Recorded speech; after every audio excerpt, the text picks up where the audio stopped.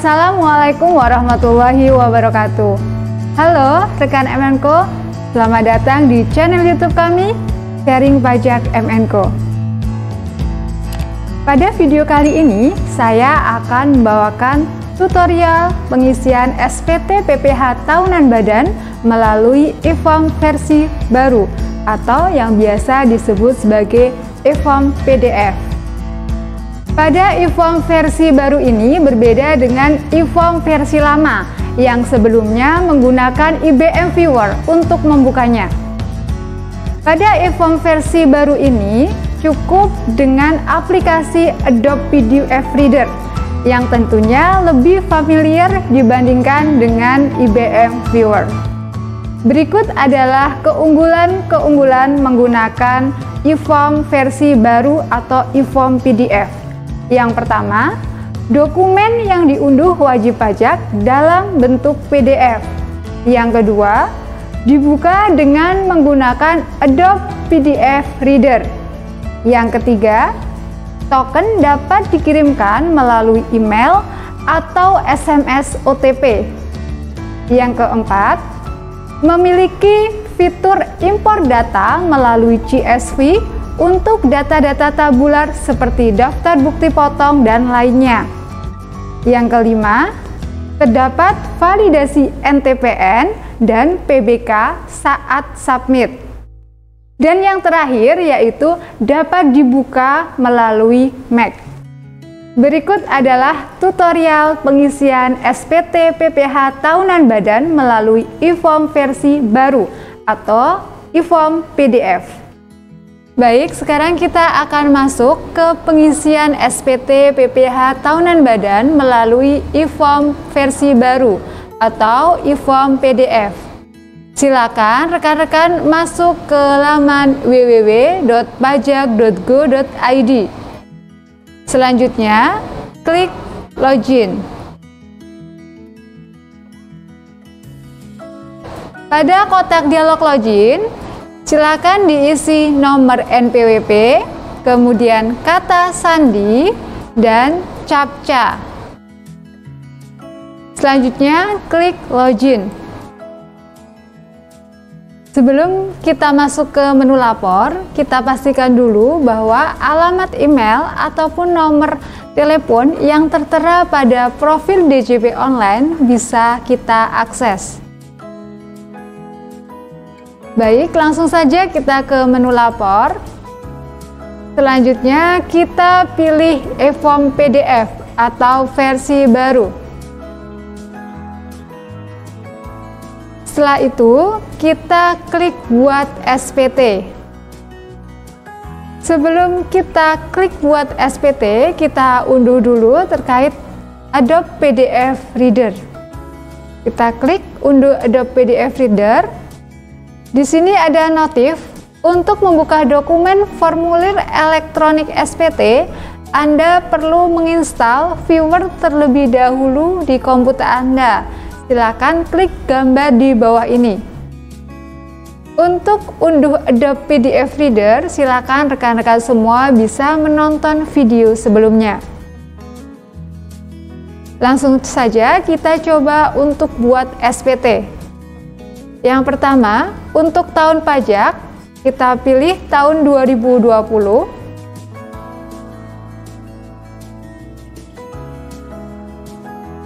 Status SPT, kita pilih normal.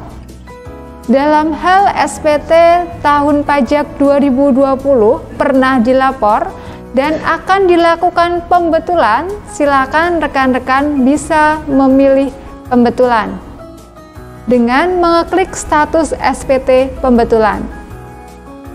Di sini ada pilihan hanya kirim token. Rekan-rekan bisa mengklik hanya kirim token dalam hal rekan-rekan sebelumnya sudah pernah mengirim permintaan tetapi tokennya belum masuk. Sehingga bisa klik kirim token, kemudian klik kirim permintaan. Untuk media pengiriman token ada dua, email dan nomor handphone. Silakan dipilih salah satu. Saya akan memilih email. Jika rekan-rekan ingin mendapatkan format CSV untuk pelaporan SPT PPH Badan, bisa diklik laman e-form PDF. Pada laman e-form PDF terdapat format dan contoh pengisian serta petunjuk pengisian berkas CSV. Silakan rekan-rekan mengunduhnya. Di sini terdapat 5 jenis CSV.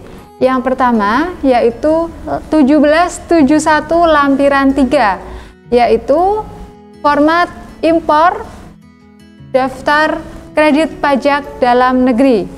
Yang kedua, 1771 lampiran khusus 1A, yaitu format CSV atas penyusutan dan amortisasi fiskal. Yang ketiga, 1771 lampiran khusus 5A, yaitu format CSV daftar cabang utama perusahaan. Yang keempat, 1771 lampiran khusus 7A, yaitu format CSV untuk kredit pajak luar negeri. Yang terakhir, 1771 pembayaran SSP, yaitu format CSV rekap pembayaran SSP. Untuk petunjuk pengisian semua jenis format CSV ini, rekan-rekan bisa mengunduh pada petunjuk pengisian berkas CSV. Baik, kita akan kembali ke menu buat SPT. Langsung saja kita klik kirim permintaan. Ketika kirim permintaan sudah berhasil, maka kita otomatis akan mengunduh formulir dan kita juga akan dikirimi token dari DJP Online. Silakan rekan-rekan bisa mengecek email yang tertera pada profil DJP Online. Apakah kode verifikasi sudah masuk ke email rekan-rekan semuanya atau belum? Jika kode verifikasi belum masuk, rekan-rekan bisa mengulang kirim permintaan kembali.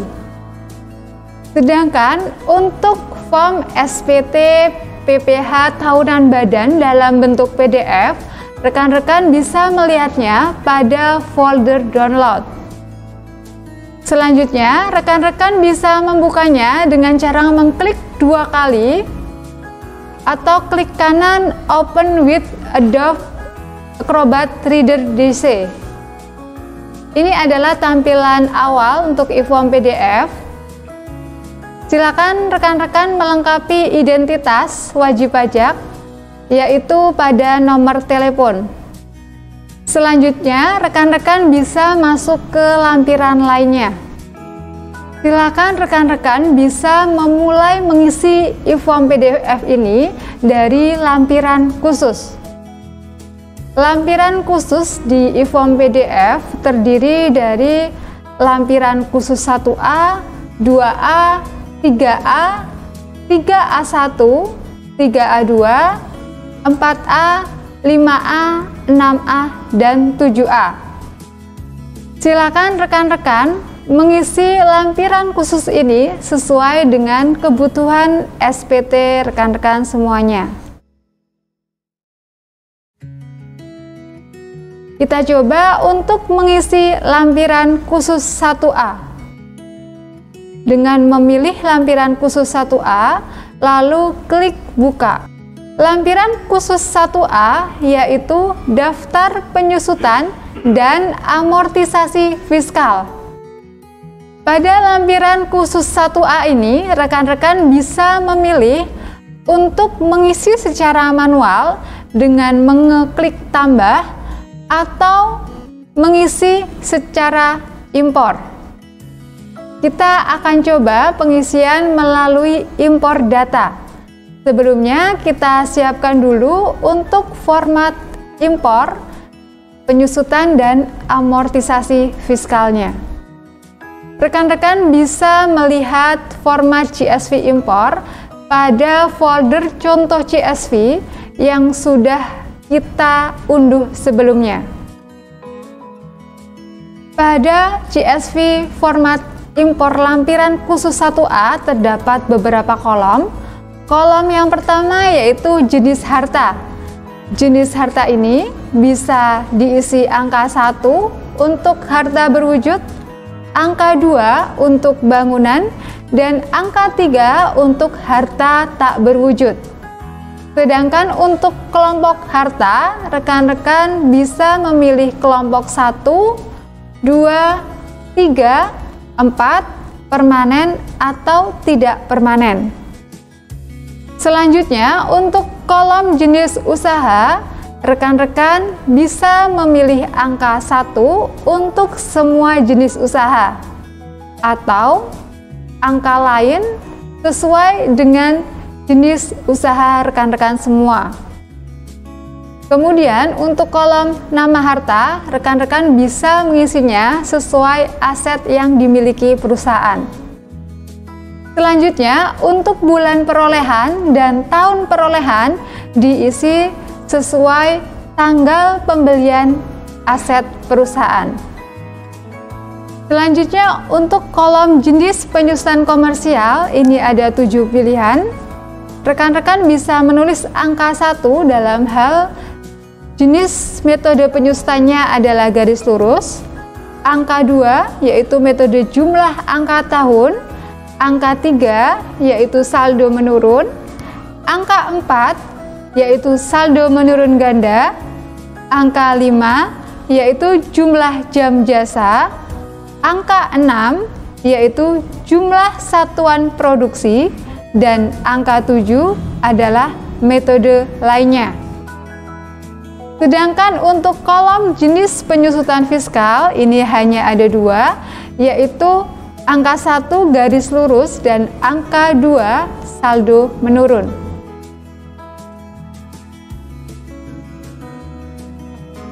Selanjutnya, untuk kolom harga perolehan kita tulis sesuai dengan nilai perolehan aset yang kita miliki. Sedangkan untuk kolom nilai sisa buku dan penyusutan fiskal tahun ini, kita tulis sesuai dengan perhitungan penyusutan fiskal kita. Dan terakhir, yaitu kolom keterangan nama harta diisi sesuai dengan nama aset yang kita miliki. Baik, langsung saja kita coba impor penyusutan dan amortisasi fiskal. Kita klik impor data, lalu kita cari file CSV yang sudah kita siapkan, lalu klik open. Baik, sudah kita coba untuk impor data, yaitu sebanyak 4 harta dengan total penyusutan fiskal yaitu Rp12.030.000. Lalu kita isikan untuk jumlah penyusutan komersialnya. Misal dalam hal ini antara penyusutan fiskal dan penyusutan komersial tidak ada perbedaan. Sehingga untuk selisih penyusutannya adalah 0.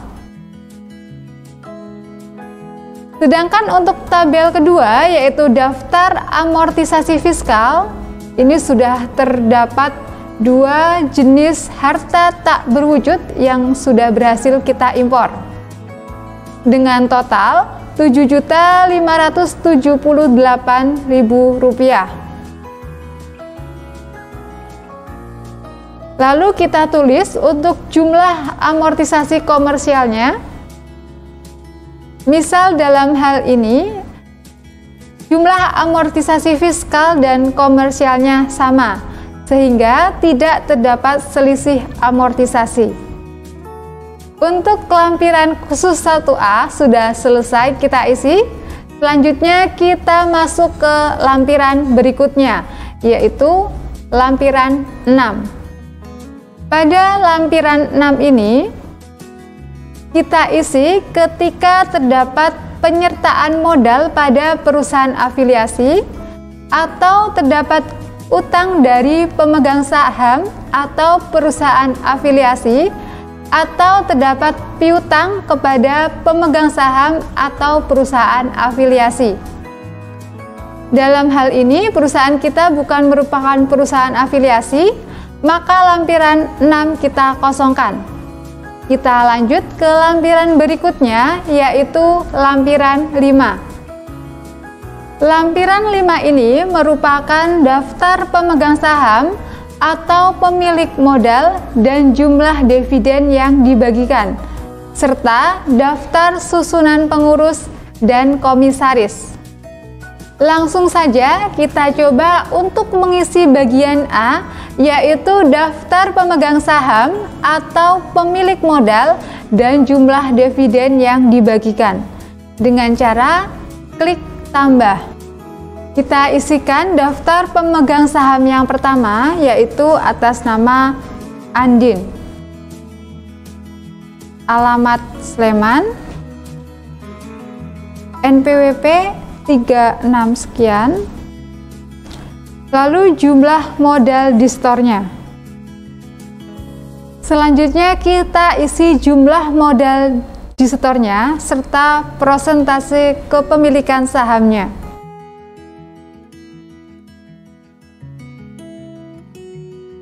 Dalam hal tidak ada informasi dividen, kita kosongkan.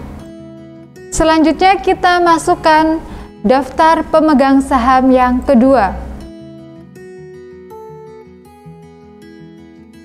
Misalnya Arya, kemudian silakan lengkapi alamat serta NPWP-nya, serta jumlah modal di store dan persentase kepemilikan saham tersebut. Baik, kita sudah mengisi bagian A, daftar pemegang saham atau pemilik modal dan jumlah dividen yang dibagikan. Selanjutnya kita isi bagian B, yaitu daftar susunan pengurus dan komisaris dengan cara mengeklik tambah. Kita isikan daftar susunan pengurus dan komisaris yang pertama meliputi nama, alamat, NPWP, serta jabatan. Lalu daftar susunan pengurus dan komisaris yang kedua, silakan rekan-rekan mengisi nama, alamat, NPWP, serta jabatannya. Baik, setelah lampiran 5 sudah selesai kita isi, kita lanjut ke lampiran berikutnya, yaitu lampiran 4. Lampiran 4 ini merupakan penghasilan yang dikenakan PPh final serta penghasilan yang tidak termasuk objek pajak. Jika selama tahun 2020 terdapat penghasilan final ataupun penghasilan yang tidak termasuk objek pajak, silakan rekan-rekan bisa mengisinya pada lampiran 4 ini. Misal selama tahun 2020 memiliki bunga deposito sebesar 12.500.000. Maka kita isikan pada nomor 1, yaitu bunga deposito atau tabungan dan diskonto SBI atau SBN. Dan tarif 20%. Jika lampiran 4 sudah selesai kita isi, kita masuk ke lampiran 3. Lampiran 3 ini merupakan kredit pajak dalam negeri. Cara pengisian di 17713 ini ada 2. Yang pertama bisa dengan diisi secara manual, dan yang kedua bisa diisi melalui impor. Kita akan coba pengisian kredit pajak melalui impor dengan cara mengklik impor data. Sebelumnya kita siapkan dulu untuk format CSV lampiran 3 atau kredit pajak dalam negeri. Untuk format pengisian lampiran 3, rekan-rekan bisa melihat petunjuk pengisian pada petunjuk pengisian impor CSV yang sudah kita unduh sebelumnya. Baik, langsung saja kita klik impor data. Lalu kita cari CSV form impor lampiran 3 yang sudah kita siapkan. Lalu klik open. Jika impor data sudah berhasil, silakan rekan-rekan menuju ke lampiran berikutnya, yaitu lampiran 2. Pada lampiran 2 ini adalah perincian harga pokok penjualan, biaya usaha lainnya, dan biaya dari luar usaha secara komersial. Di sini ada 3 kolom. Yang pertama kolom harga pokok penjualan, kolom kedua biaya usaha lainnya, dan kolom ketiga yaitu biaya dari luar usaha. Kita isikan kolom pertama untuk harga pokok penjualan.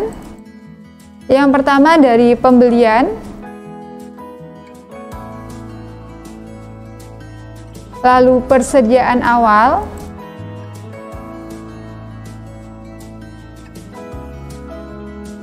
dan persediaan akhir. Selanjutnya kita isi untuk kolom biaya usaha lainnya. Yang pertama dari gaji, biaya transportasi,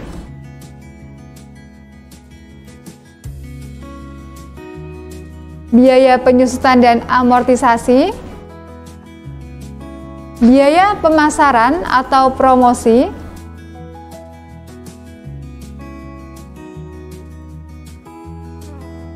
dan terakhir biaya lainnya. Selanjutnya kolom terakhir yaitu biaya dari luar usaha. Kita isikan untuk biaya bunga pinjaman.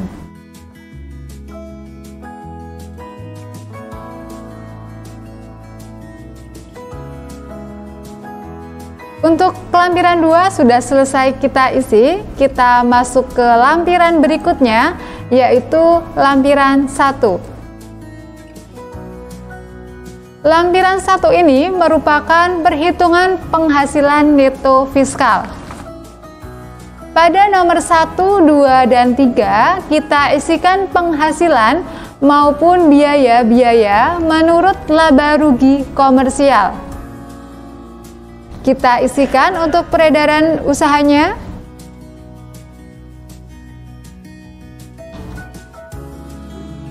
Sedangkan untuk biaya-biaya sudah otomatis terisi, terdiri dari harga pokok penjualan, biaya usaha lainnya, serta biaya dari luar usaha. Kemudian untuk penghasilan dari luar usaha juga kita isikan, sehingga pada nomor 3 akan terhitung jumlah penghasilan neto komersial.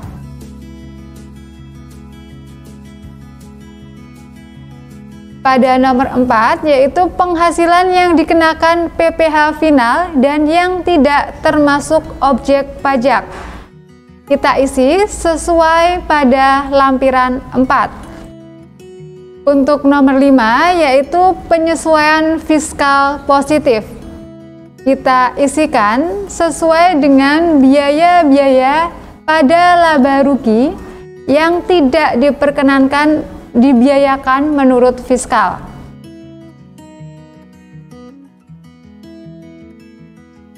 Kita isikan yang pertama yaitu pembentukan atau pemupukan dana cadangan.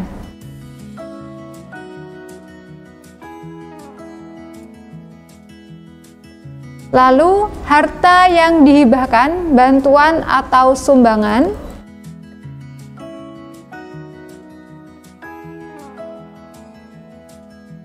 Dan terakhir, penyesuaian fiskal positif lainnya.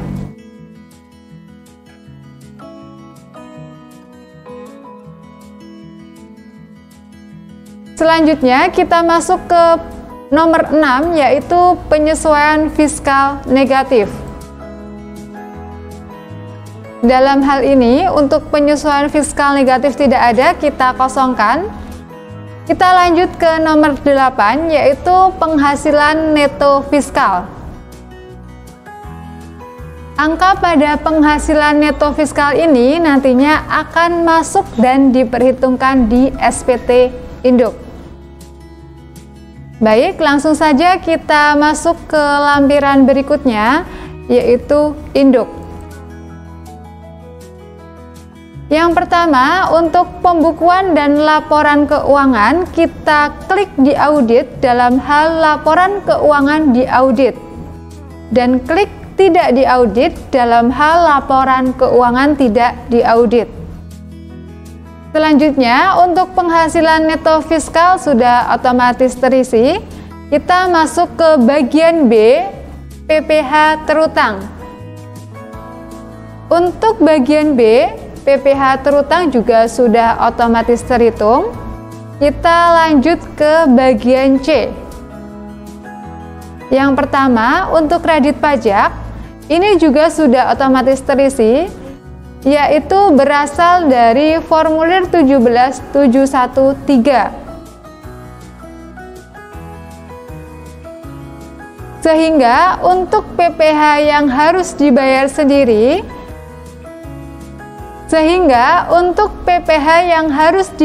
sendiri, ini sudah otomatis terisi, yang berasal dari jumlah PPh terutang dikurangi dengan kredit pajak dalam negeri maupun luar negeri. Selanjutnya, kita isikan PPh yang dibayar sendiri, yaitu PPh pasal 25 bulanan. Sehingga untuk bagian D, PPh kurang atau lebih bayar pada angka 11 atau yang biasa disebut sebagai PPh pasal 29 sudah terhitung secara otomatis. Selanjutnya akan kita isikan tanggal pembayaran pajak pada angka 12. Setelah induk 1 sudah kita isi semua, selanjutnya kita masuk ke induk lanjutan. Untuk bagian E, angsuran PPh pasal 25 tahun berjalan, kita isikan angka 14, yaitu penghasilan yang menjadi dasar perhitungan angsuran, sesuai dengan penghasilan neto fiskal pada induk pertama. Sehingga pada huruf G, PPh pasal 25 akan otomatis terisi. Pada huruf G, pernyataan transaksi dalam hubungan istimewa, silakan rekan-rekan bisa memilih yang pertama atau yang kedua sesuai dengan kondisi perusahaan rekan-rekan semua. Selanjutnya untuk huruf H, lampiran, kita silang dokumen-dokumen yang wajib kita lampirkan saat pelaporan SPT PPh tahunan badan. Yang pertama, huruf A kita silang, yaitu surat setoran pajak karena SPT kita terdapat kurang bayar.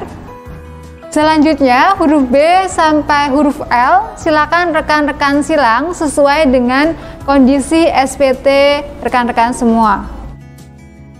Lanjut ke pernyataan, silakan diisi tempat serta tanggal dibuatnya SPT.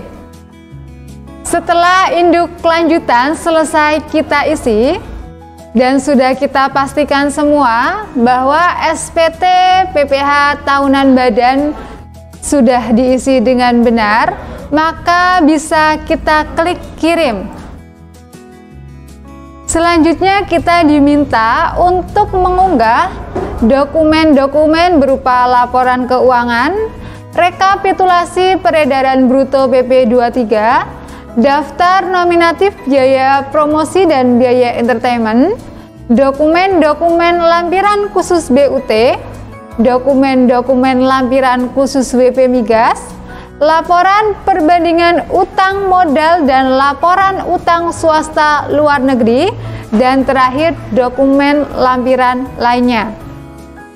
Silakan rekan-rekan mengunggah dokumen-dokumen tersebut sesuai dengan kebutuhan SPT rekan-rekan semua.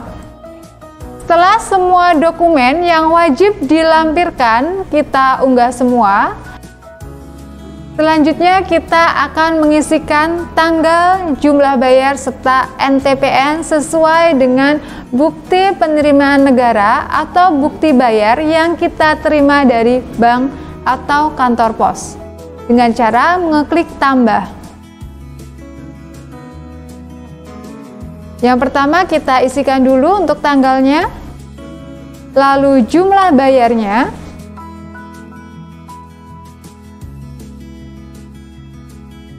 selanjutnya NTPN-nya.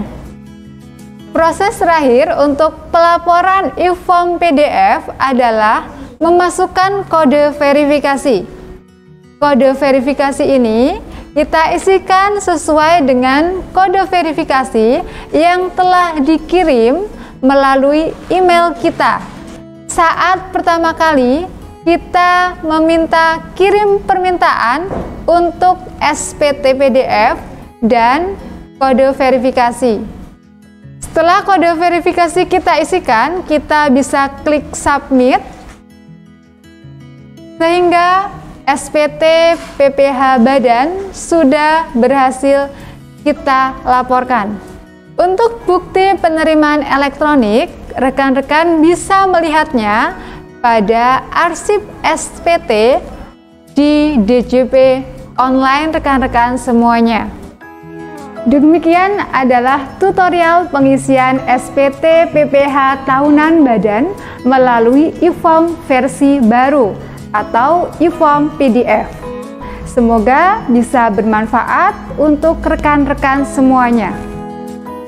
Jika rekan-rekan semua memiliki pertanyaan terkait pengisian SPT PPH Badan melalui e-form versi baru atau e-form PDF, silakan rekan-rekan semua menuliskan komentar ataupun pertanyaan pada kolom komentar di bawah ini. Dan jangan lupa untuk like, subscribe, dan share ke media sosial rekan-rekan semua. Terima kasih. Wassalamualaikum warahmatullahi wabarakatuh.